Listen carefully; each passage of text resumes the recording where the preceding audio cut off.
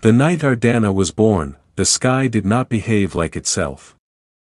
In Amuaka, the sky had always been predictable, as signs of nature were mastered and understood. Rain came when it should come and the wind blew when it must blow. And of course, the moon rose like a loyal servant to time. But on that night, the heavens trembled like a restless spirit. Lightning tore across the sky, over and over again, like the gods were searching for something they had lost. The rain came suddenly and it was fierce, heavy, unforgiving. Then it stopped without warning, and it wasn't even the season of rainfall. The silence that followed was worse than the storm, and suddenly, there came the fireflies. Hundreds and maybe, thousands of them. Glowing in strange, erratic patterns, circling the hut where a woman labored in pain. Inside, Ardanna's mother screamed. Outside, the elders gathered, looking strangely and wondering what to make of what was happening. And when the child finally came into the world, the chief priest staggered backward. The baby did not cry immediately, but instead, she looked. Her eyes opened slowly and deliberately, as though she had arrived not as a child, but as something that already knew the world and where she was. Then she cried almost as necessity, and the wind rose again. Ardanna seemingly did not belong to herself.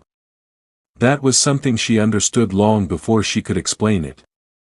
As a child, she noticed how people looked at her, not with simple affection, but with something heavier. Expressing expectation, fear and reverence. Women would touch her gently, as though she might break, and men lowered their voices when she passed. Children admired her, but never fully played with her as normal children should play.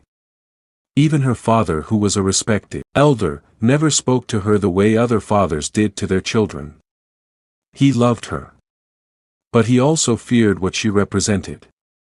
Some lives are not meant to be lived freely, he told her once, when she was 10. Ardanna did not understand what he meant back then. But she would understand it with time. Obinna learned early that the world had already decided who he was.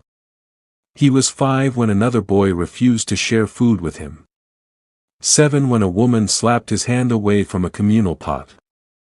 10 when he realized the word OSU followed him like a shadow.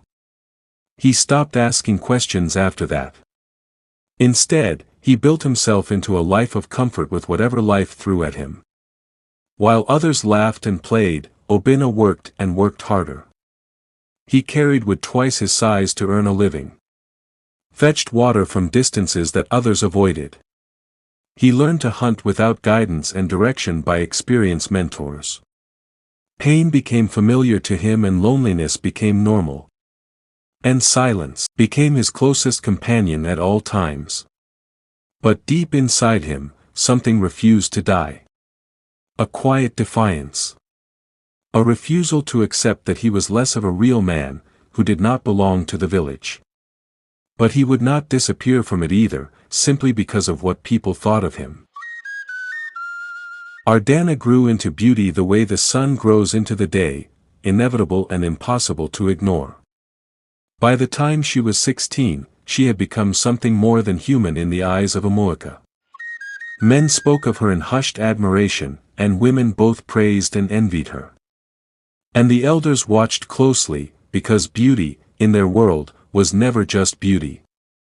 It was power. And power had rules that only wisdom could explain. One fateful evening, the oracle arrived without warning, and no one saw her enter the village. But by dawn, she stood in the village square with her body painted in white clay, and her eyes distant, as though she looked into a world no one else could see. The entire village gathered together in the village square. Ardanna stood at the center. The oracle circled her slowly, over and over again. Then stopped, and spoke. The one born of storm and silence carries both life and destruction. She is fire. She is rain. But if she binds herself to shadow, the land will break. The sky will bleed. And Amuaka will fall. A murmur spread through the crowd. The oracle turned her head sharply toward the outskirts of the village. Toward where the outcasts lived, and of course, it was toward where Obinna stood, unseen but not unknown. Then she whispered, "Keep them apart, or bury them together." In the days that followed the visit of the oracle, the New Yam festival approaches. The New Yam festival was meant to celebrate life, blessings and successful harvest. But for Ardanna and Obinna, it marked the beginning of something far more dangerous beyond boundaries and restrictions. Drums filled the air, deep and rhythmic. The village square pulsed with energy, dancers moved in circles, their feet striking the earth like a heartbeat. Ardanna stepped forward to participate, and the crowd parted instinctively with honor. She danced gracefully, powerfully and alive. But then, her eyes wandered through joyful faces and excitements until she found him. Obinna stood at the edge of everything and watched, while participating, but only in his mind. As he always did. Yet in that moment, he was the only thing she saw. Something shifted inside her. And it was really strong and something unfamiliar. Something terrifying. Obinna felt it too at that instant and he focused again. Then he turned to leave, but it was already too late for him. It unfolded naturally and their first conversation was not planned. It definitely was not romantic either. It was not even gentle, but it was inevitable. And the wave of destiny will always take the course of what will be. Ardanna found him by the river a few days after the festival celebration. "You were watching me," she said to him calmly with a smile. Obinna didn't turn. "And you were looking at me," he responded indifferently. Silence followed briefly in between them. "Then, you should not be here." "And yet, I am." He faced her then. And the world changed. What started as curiosity became something deeper between them. They spoke again, and again. Each meeting took longer than the last, and so it continued. Ardanna laughed more freely with him than she ever had, and Obinna spoke more freely and openly than he thought possible. They were completely different, but together. They made sense in their reasoning and views in general. As the sun melted into gold one evening, it happened without ceremony and without warning. Ardanna slipped on the riverbank while in company of Obinna and he quickly caught her with athletic reflexes. Their bodies collided. Time stopped. Neither moved and they both intentionally remained glued to each other. Neither of them breathed, and in that stillness, something irreversible was born.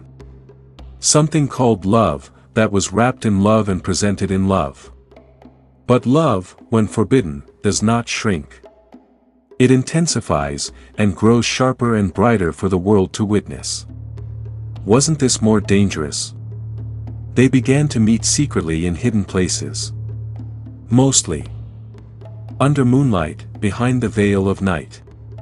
Their words deepened and affectionate, and even their silences spoke in tones of affection. Their touches lingered longer and irresistibly appealing. And with every passing day, they moved closer to something that would probably destroy them. As the fire of love burns brighter by the day, it certainly grew more difficult to remain a secret. It was Neka who saw them. She was an old, quiet woman, who was always present. She did not react immediately, but the next morning, she walked straight to the chief priest, and everything changed. Ardanna stood before the elders as she was summoned to the council of the elders immediately. She remained unbowed and unapologetic. "You have broken sacred law," the priest declared. "I have followed my heart," she responded. "But your heart will kill us all," the priest said cautiously. She stepped forward. "Then perhaps your fear is the real curse," Ardanna suggested as a matter of opinion. The room went silent for a while. Because no one had ever spoken to the priest like that. No one. Except her. Soon after they had adjourned at the council, that night, she ran to Obinna. "They know," she informed him, and told him of all that had transpired. Obinna closed his eyes in despair. "I always knew they would eventually get to know. We can fight this," she encouraged him. "No, we can't," he said softly, bearing in mind all that had been through all his life. He knew what the village was capable of doing. "We cannot." She grabbed his hand. "I will not lose you." His voice broke. "You never had me." But she did. And they both knew it. They reached an agreement, and with their final resolution, they left that same night. No goodbyes, and no second thoughts. Just two hearts choosing each other over everything else. They ran through forests thick with shadows. Crossed rivers that whispered warnings repeatedly, and for the first time in their lives, they were free. But the freedom did not last, because the sky changed first.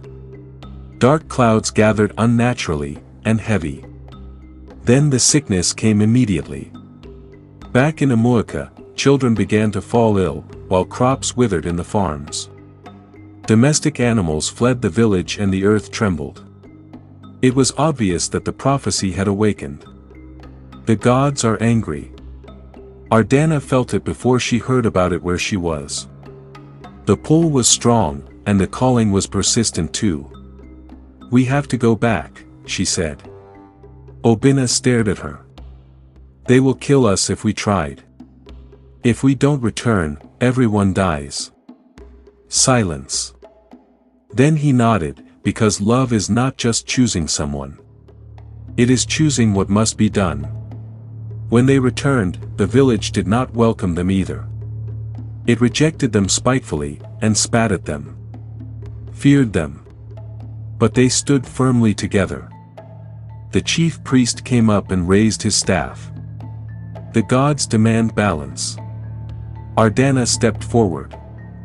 "Then take me if you want balance and satisfy the gods," she said boldly with a resolve. Obinna shook his head. "No. Not without me." He jumped to her side. Ardanna turned and looked at him admiringly, but did not say a word. A state was set for a ritual, and as the ritual began, the sky split open.